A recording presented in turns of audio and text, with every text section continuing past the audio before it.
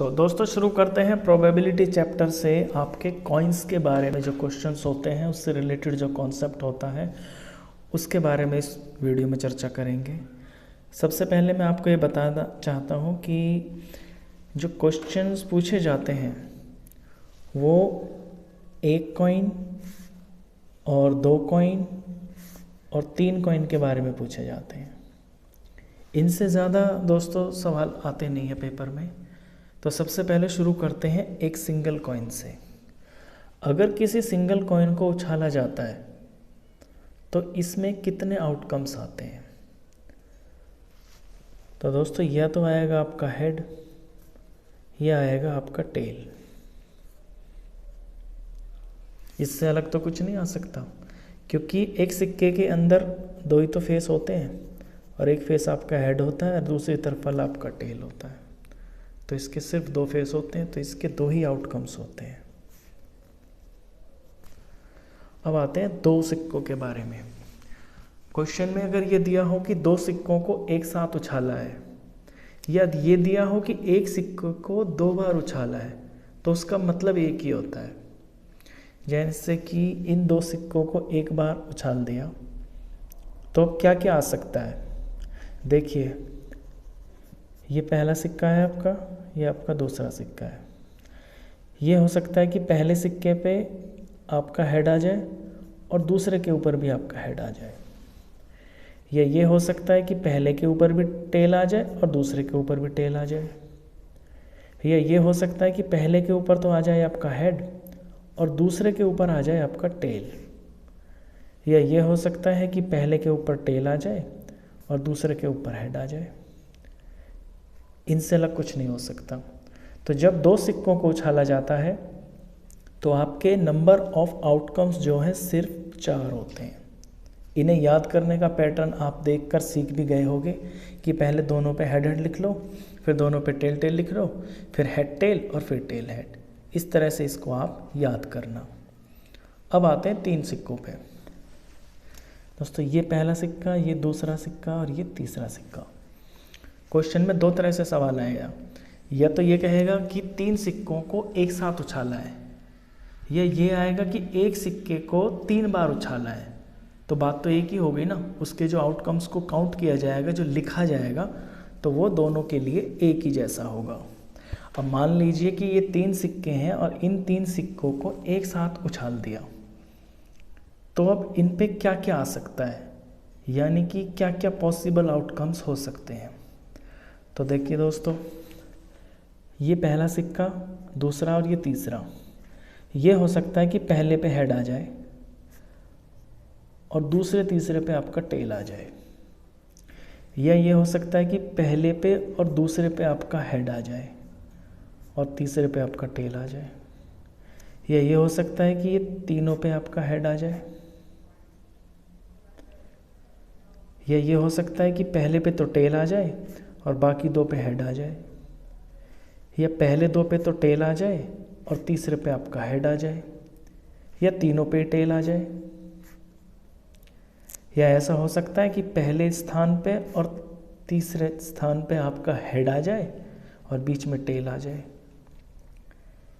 या पहले और तीसरे स्थान पे आपका टेल आ जाए और बीच में हेड आ जाए।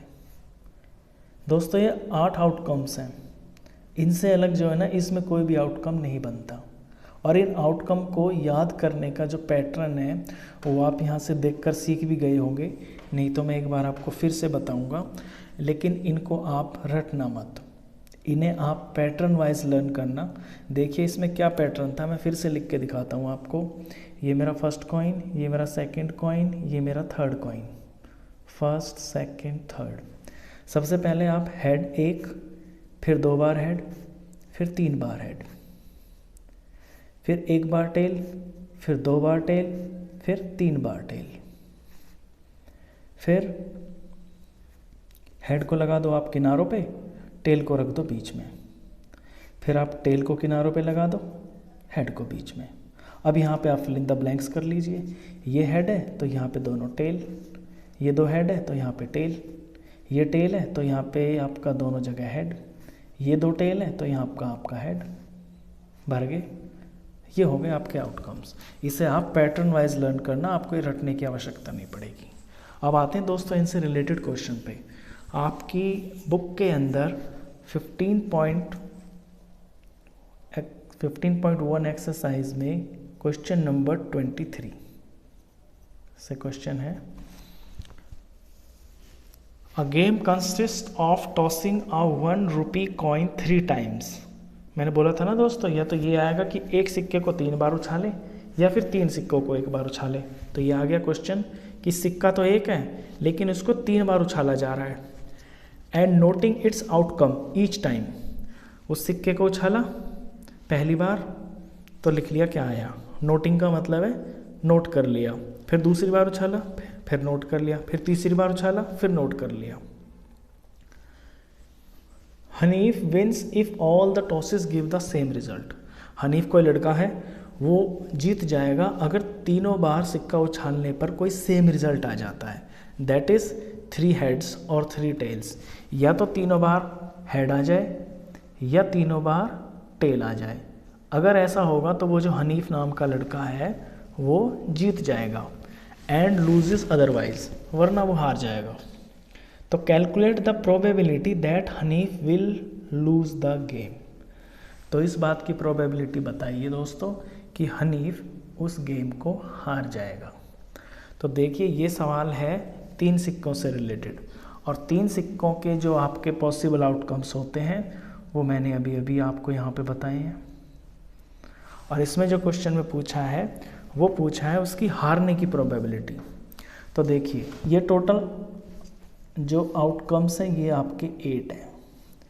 हनीफ कहाँ कहाँ पे जीतेगा, या तो तीनों पे हेड आ जाए वो यहाँ पे जीत जाएगा, या तीनों पे टेल आ जाए वो यहाँ पे जीत जाएगा। बाकी हर जगह पे वो हार रहा है। तो हारने के जो उसके चांस हैं वो 8 में से 6 हैं। तो यानी कि क्वेश्चन में जो बनता है total number of elementary events आपके 8 हैं, और इस क्वेश्चन के लिए जो फेवरेबल आउटकम्स हैं जो मतलब रिक्वायर्ड हैं वो आपके बनते हैं 6, क्योंकि यहाँ हारने की प्रोबेबिलिटी पूछी है। तो इस तरह से लिखा जाएगा, probability Hanif will lose the game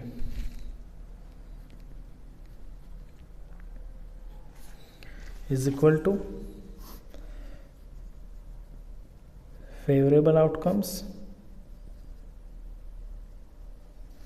upon total number of outcomes.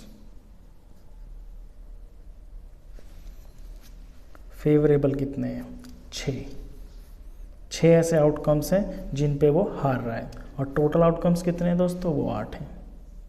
इन्हें जब काट के फर्दर सॉल्व किया तो ये 2 से डिवाइड होकर आपका 3 आ गया, ये 4 आ गया।